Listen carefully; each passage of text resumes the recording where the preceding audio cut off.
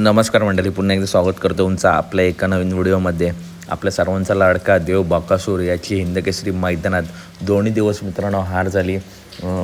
बकासूर प्रेमी असतील, बैलगाडा प्रेमी असतील, यांना खूप वाईट वाटलं, कारण रोज गुलाल घेणारा आपला बकासूर थोडा मित्रांनो संघर्ष करतो आहे. परंतु हे दिवस लवकरच जातील. तो डॉन आहे, कमबॅक करणार तर 100% मित्रांनो करणार. आणि हारजीत मित्रांनो हा खेळाचा भाग आहे. प्रत्येक नंदीच्या वाटेला हा संघर्ष येतच असतो. लवकरात बकासूरचा संघर्ष संपेल.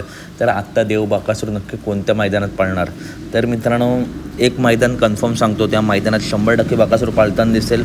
परंतु त्याच्या आधी मित्रांनो कोणतं मैदान असेल अजून आपलं बॅनर भेटले नाहीत, त्याच्यामुळे त्या मैदानाबाबत अपडेट नाही. परंतु येत्या 10 तारखेला देशमुख पट्टा 61 फाटा माळशिरस हिंदकेसरी मैदान मित्रांनो येत्या 10 तारखेला ओपनचं मैदान आहे.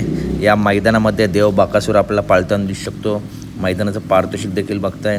आणि मित्रांनो हे हिंदकेसरी मैदान आहे, त्याच्यामुळे इथे फक्त गुलाल पाहिजे असतो. या मैदानात आपल्या सर्वांच्या लाडक्या देवाचा नक्कीच मित्रांनो कमबॅक होईल.